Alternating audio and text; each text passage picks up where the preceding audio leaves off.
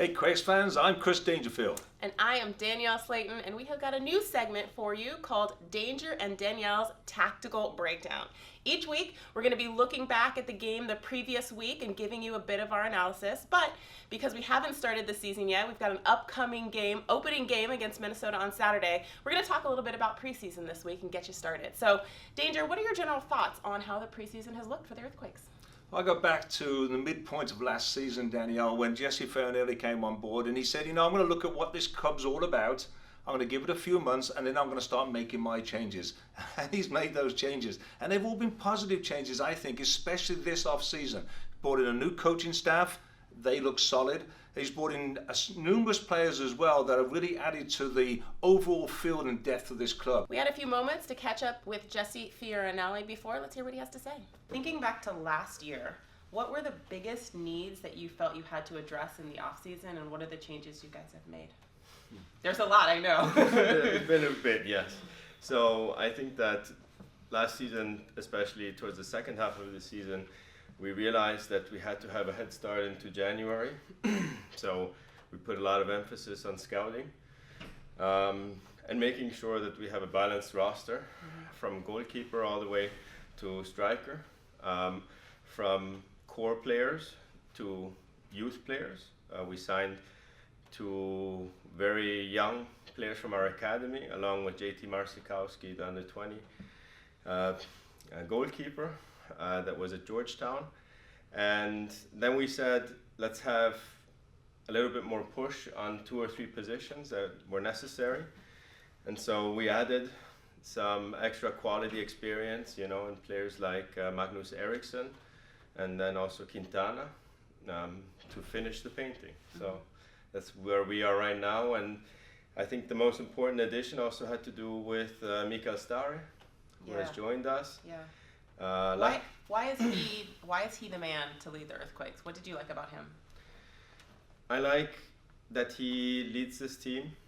I like his demeanor. I know that players know how to follow him because he is very approachable. He understands the game.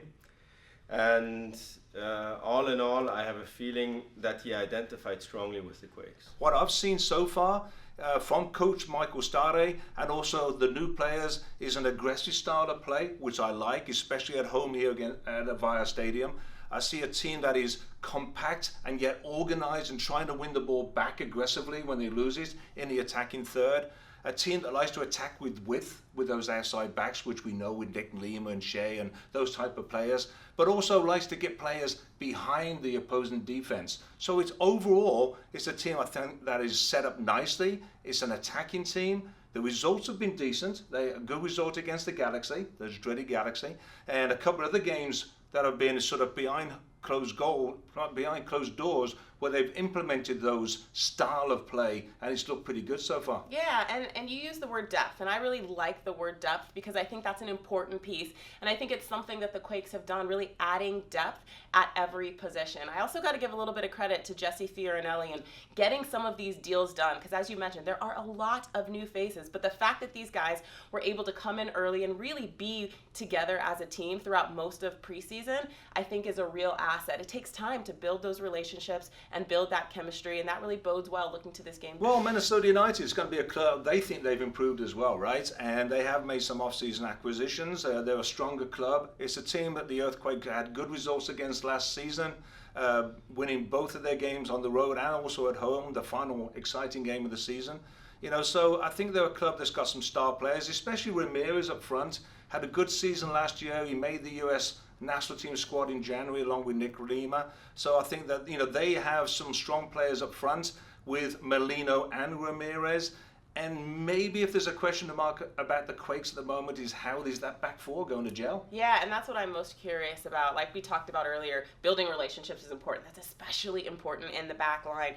And flow, potentially in that holding midfield row, Florian Jungwirth. So we'll see what that looks like. That communication is going to be very, very important. And, early in the season, weird things happen as you start to get gelled. So I think specifically that back 5, 6, if you throw in Andrew Tarbell, is going to be really important for the Quakes looking forward. You mentioned Flo as well, and in the games I've seen pre-season, he's looked very comfortable A lot of energy in that midfield, holding midfield position. And the thing I do like about him, and you know this, is that he's got that soccer mentality. He's a very smart player.